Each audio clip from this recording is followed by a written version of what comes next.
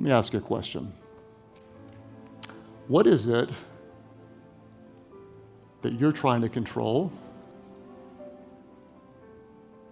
that God wants you to surrender?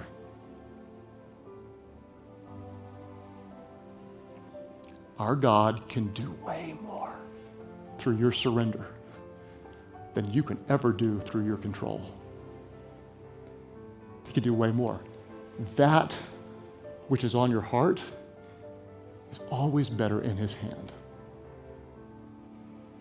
You don't always have the power to control, but you do always have the power to surrender. And I promise you, God can do way more through your surrender than you can ever do through your control. Where are you fighting God for control in your life right now?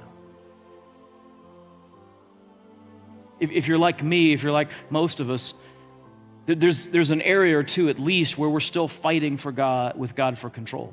It may be that God's calling you to let go of something. Maybe it's something bad. Maybe there's a sin in your life that God's calling you to let go. Maybe it's something good that you're holding on to, and He says, I've got something better for you, but you're going to have to trust me. You're going to have to let me rule.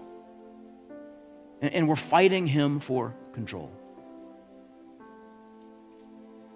And so when we have those places in our lives where we're fighting God for control, we have to learn to let go and trust Him. If we want to step into the future that God has for us at any age, we also have to be willing to let something go.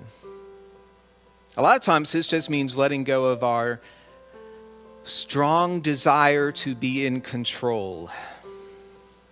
It's not easy. We honestly think we know what is best for us. We know the plans that we have, and we'll submit them to God, and we'll say, God, this is what's best for me, and I'm going to ask you to bless this, and I'm going to ask you to lead me in this.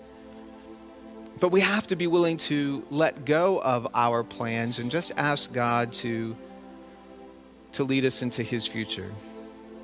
It doesn't mean we don't plan. It doesn't mean we don't think strategically. It doesn't mean we don't use our wisdom and judgment to move into the future. It's just we have to be willing to humble ourselves before God and ask God to direct our steps instead of asking God to bless the steps we want to take.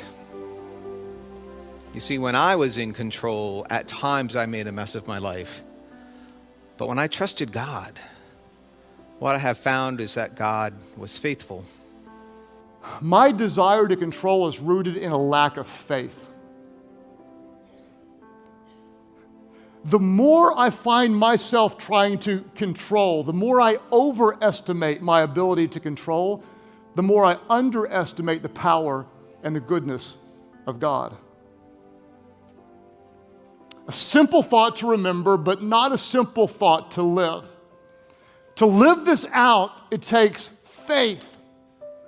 But on the other side of your faith, let me promise you, you will always see the faithfulness of God, the God who is with you. 2 Corinthians chapter 5, verse 7 says, "For we live by faith, not by sight." We want to live that way. We want to follow it. We want to trust it. But the reality is that more often than not, we want to really live by sight and not by faith. But if we're willing to let go of that sight, then there are blessings of faith that come to us. But it's a struggle. We have to let go of our need to be in control, let go of what we can see. Because you never see all that God is doing when you're looking at it. You only see that piece that He wants to show you right now. You say, why won't you show me the whole thing? So that you learn to walk by faith and not by sight. If you're trying to control the outcome and control the time frame, you're going to live worried. You have to release control. Release having to have it happen your way. God already has it figured out. He knows the end from the beginning. But here's the key. He doesn't give us the details. If you knew how everything was going to work out, it wouldn't take faith. If He told you 3 months from now a big door is going to open, It looks like you're going backwards, but there's a shortcut that's going to put you ahead. You would relax and say, okay, it's all going to work out. Why don't you do that now? God has it all planned out. He's doing things you can't see. There are good breaks coming, healing, favor, the right people. They're already on your schedule. If you'll release control, then you can enjoy your life while you're waiting for things to change. What's upsetting you? What's keeping you awake at night? God is saying, release it to me. I'm in control. I'm ordering your steps. I'm working behind the scenes. It may not be good, but I'm going to turn it for your good. We know the master. We don't always know the master plan. God is in control. Doesn't always look like it, but God is in control. That God is with you. You're never alone. And that God is for you. When life feels so out of control, God is in control, no matter how things appear. You know, as followers of Jesus, I think a lot of us, we know that God's in control in our heads, right? The problem is sometimes there's a gap between what we know in our heads and what we feel in our hearts, our ability to relax into that knowledge that God's in control. And so the question that we need to ask ourselves is this: how can we move our trust in God from our heads to our hearts? Listen to me.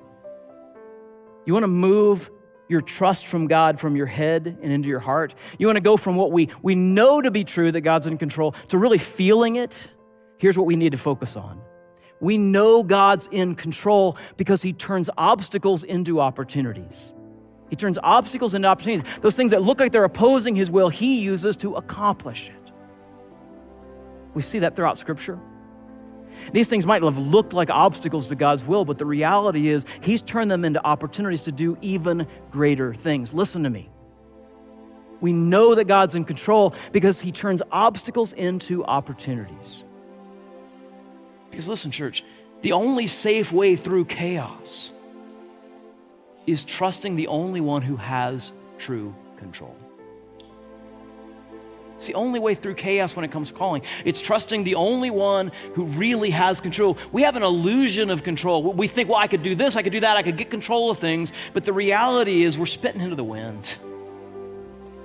We don't have any real control. And the people we look to, well, maybe they can control. No, they don't have that ability. Only God has true control. And only God can control you in a way that blesses you. The only way through chaos, the only safe way through chaos, is trusting the only one who has true control. It's hard when you feel as if there's a situation going on and there's very little that you can do about it. But I just wanted you to know, if you feel as if life is out of control, if you feel as if that God is not listening, I want to remind you, never be afraid to trust an unknown future to a known God. Don't be afraid to trust an unknown future to a known God.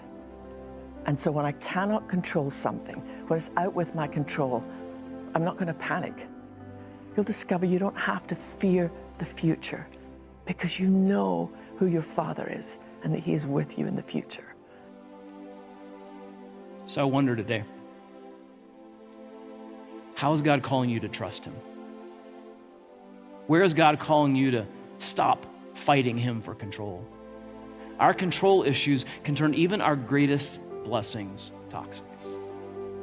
Our attempt to control our kids can drive our kids away. Our attempt to control our spouse can end up creating a wedge between us so the marriage just fragments and it turns into something we never dreamed it would look like. Our attempts to control other people spoils the relationships. Listen, control issues can turn even our greatest blessings toxic. Control issues. They're stirred up by that fear of losing the blessing, because here's the thing. Listen, fear is rocket fuel for control issues. This is one of the big places that our control issues come from. They come from fear of losing something that we've come to cherish, something that we've come to depend on, something that God has blessed us with. And I think this is actually very helpful in our own lives. It's also helpful as we look at other people. You might be in a relationship with somebody that feels pretty controlling. And it's easy to think, well, they're controlling because they're just bad people. But the reality is, fear is rocket fuel for our control issues. And it may very well be that the people who are trying to control you are actually people who are afraid of losing you. And you're like, well, this is a terrible way to show it. Yeah, I didn't say it was a good idea. But it's a very common issue, because when chaos comes calling, or when we think chaos might come calling, when we might lose a blessing, our control issues get stirred up. They get triggered, right? Fear is rocket fuel for our control issues. And I wonder, is there a blessing you're afraid of losing that's fueling your control issues? Is there something God has blessed you with? And there's a fear inside you that you might somehow lose it, and that's driving you to try to control it or to control them. But what's the alternative? The alternative is trust.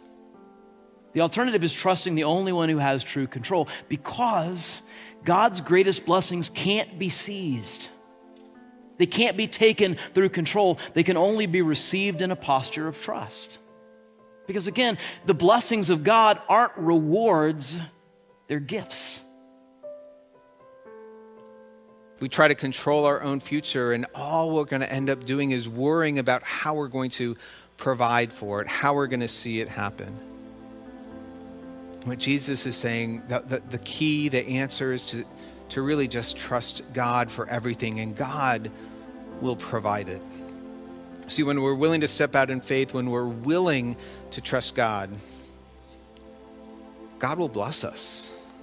But what I've discovered now is it's a beautiful thing that God will do with a broken life if you give him all the pieces. It's a beautiful thing that God will do if you give him all the pieces. Not only that, God is with you even when you can't see his plan.